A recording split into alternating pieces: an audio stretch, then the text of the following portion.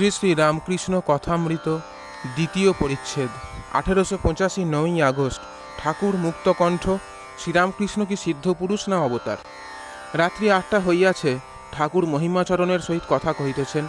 ঘরে রাখাল মাস্টার মহিমাচরণের দুই একটি সঙ্গী আছেন। মহিমাচরণ আজ রাত্রে থাকিবেন। শ্রীরামকৃষ্ণ: আচ্ছা, কেদারকে কেমন দেখছো? দুধ দেখেছে না খেয়েছে? মহিমা: হ্যাঁ, আনন্দ ভোগ করছেন। শ্রীরামকৃষ্ণ: নিত্যগোপাল? মহিমা: খুব বেশ অবস্থা। শ্রীরামকৃষ্ণ: হ্যাঁ, আচ্ছা, গিরিশ ঘোষ কেমন হয়েছে? মহিমা: বেশ হয়েছে, কিন্তু ওদের থাক আলাদা। শ্রীরামকৃষ্ণ: নরেন্দ্র? মহিমা: আমি 15 বৎসর আগে যা ছিলুম, এও তাই। শ্রীরামকৃষ্ণ: ছোট নরেন কেমন সরল? মহিমা: হ্যাঁ, খুব সরল। শ্রীরামকৃষ্ণ: ঠিক বলেছ। চিন্তা করতে করতে আর কে আছে? যেসব ছোকরা এখানে আসছে তাদের দুটি জিনিস জানলেই হলো, তাহলে আর বেশি সাধন ভজন করতে হবে না।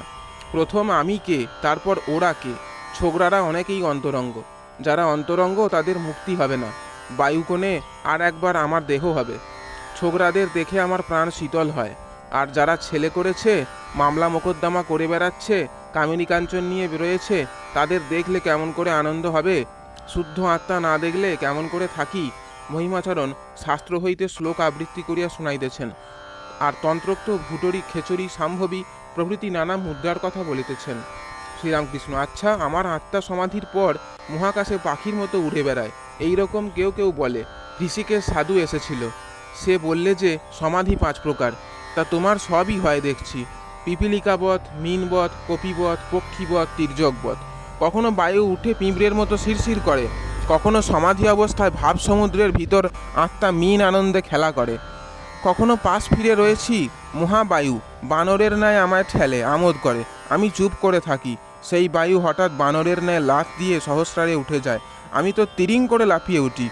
আবার কখনো পাখির মতো এ ডাল থেকে ও ডাল, ও ডাল থেকে এ ডাল, মহাবায়ু উঠতে থাকে। সে ডালে বসে সে স্থান আগুনের মতো বোধ হয়, হয়তো মূলাধার থেকে স্বাধিষ্ঠান, স্বাধিষ্ঠান থেকে হৃদয়। এইরূপ ক্রমে মাথায় উঠে। কখনো বা মহাবায়ু তির্যক গতিতে চলে, এঁকে মেঁকে। এইরূপ চলে চলে শেষে মাথায় এলে সমাধি হয়। কুলকুণ্ডলিনী না জাগালে চৈতন্য হয় না। মূলাধারে কুলকুণ্ডলিনী, চৈতন্য হলে তিনি সুষুম্না নাড়ির মধ্যে দিয়ে স্বাধিষ্ঠান, মণিপুর এইসব চক্র ভেদ করে শেষে সিঁড়ি মধ্যে গিয়ে পড়েন। এরই না মহাবায়ুর গতি, তবেই শেষ সমাধি হয়। শুধু পুঁথি পড়লে চৈতন্য হয় না, তাকে ডাকতে হয়। ব্যাকুল হলে তবে কুলকুণ্ডলিনী জাগেন। শুনে বই পড়ে জ্ঞানের কথা, তাতে কি হবে? এই অবস্থা যখন হলো, তার ঠিক আগে আমায় দেখিয়ে দিলে কিরূপে কুলকুণ্ডলিনী শক্তি জাগরণ হয়ে ক্রমে ক্রমে সব পদ্মগুলি ফুটে যেতে লাগলো, আর সমাধি হলো। এ অতি গুহ্য কথা।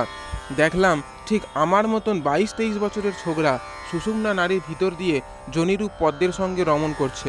প্রথমে গুহ্য লিঙ্গ নাভি, চতুর্দল, ষড়দল, দশদল পদ্ম সব অধমুখ হয়েছিল, ঊর্ধ্বমুখ হলো।